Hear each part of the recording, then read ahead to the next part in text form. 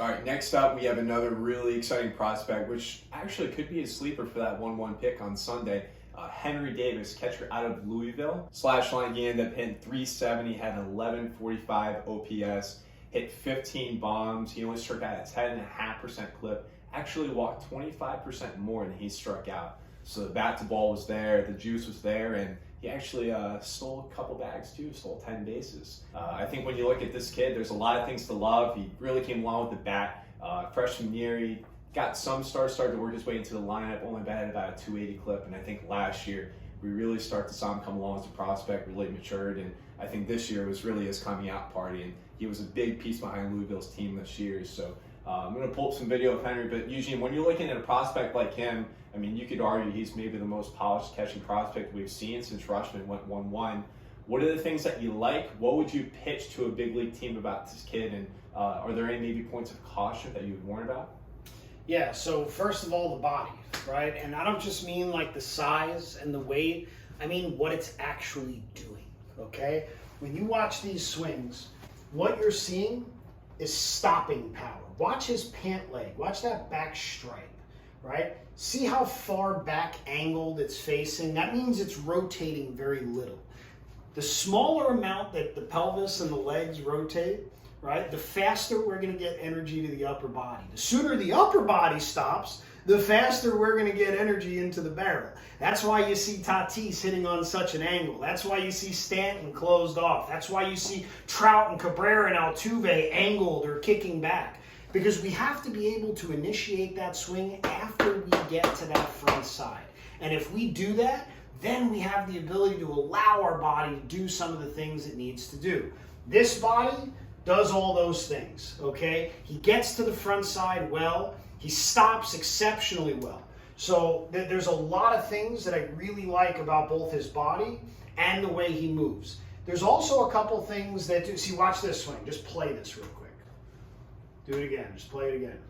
See that moment where it almost looks like he's kind of cut off? It almost looks like Chase Utley-esque, right? But what he's doing at impact right here, he's leveraging his weight into the baseball. He's bracing. He's creating stability in his core and his trunk and in the middle of his body. When you get a guy like this into a biomechanics lab, what you're going to see is just explosive kinetic chain action. You're going to see the body doing more things right than a lot of other guys. This is what I mean. That type of stopping moment, like striking moment, is what you see from a lot of the best, right? It's not just that they can hit through multiple balls, they can strike those. They're not dragging their barrel through the zone. They're striking the ball when it's here. They're striking the ball when it's out here. They're actually delivering the force, and that's what you really, really see with Davis. The one thing that does,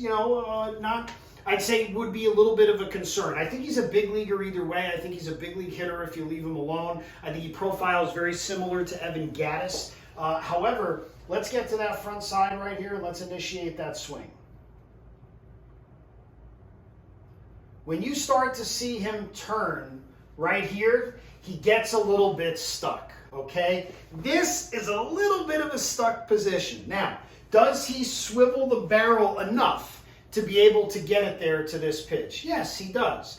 And is it important? Is the most important thing that he actually makes contact with the ball? Of course. But the best hitters in the world, the best, they swivel the cleanest and they have the cleanest paths also.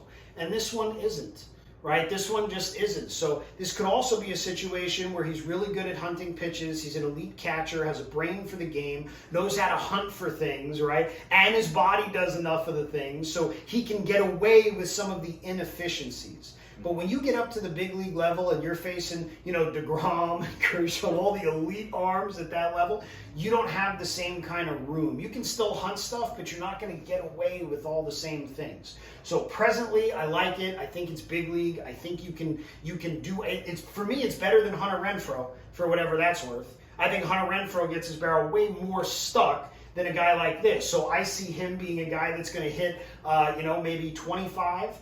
30 like this, and maybe like a 265, 270 clip in the big leagues like this. So better than 220, right? But not where it could potentially be. I think he could be even better than he currently is, but for me, he's currently a big leaguer. So. Yeah, and you talked about stuck, and I know we've had conversations. Do you think that some of the things that could create that stuck feeling lie in his forward move? Would you mind kind of breaking that down to the viewers and talking about really the importance of maybe getting to your front side or giving yourself space down here so you can give yourself space up top?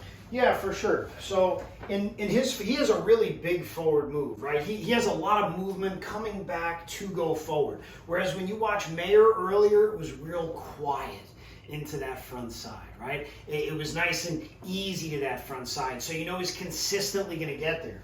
With a guy like him, that big forward move is going to give him this big crash landing. And in that crash landing, if he's leaking or if he's opening up into it, he may end up getting stuck in here and not allowing him to get to a position where his body and his barrel can move cleanly together with direction and with space through the baseball where it's coming from. Does that make sense? Yeah, 100%. I think behind the plate, a really interesting thing about him is right now he's actually graded out at a 45 glove behind the plate, which you think about catching traditionalists, that glove is really the primary tool you're looking for back there.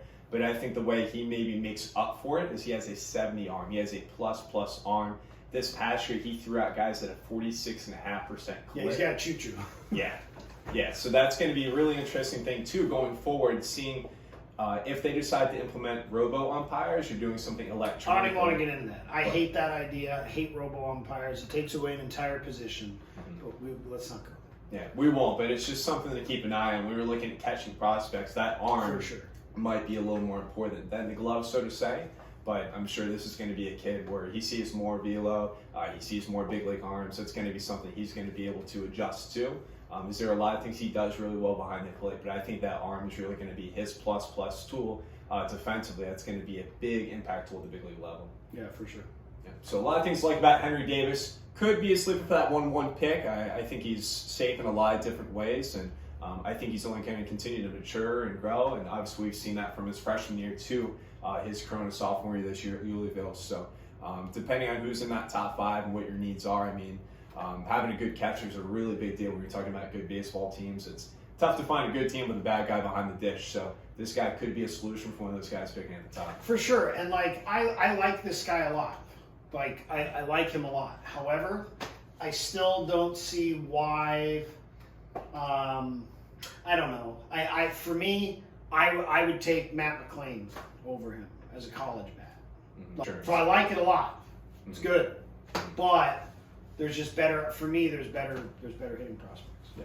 Not guys that maybe had a better year, but better hitting prospects. For sure. So if you're picking at the top of this year's draft, you're looking for a catching guy, I mean, if this guy's on the board, this is your guy. Yeah, for sure.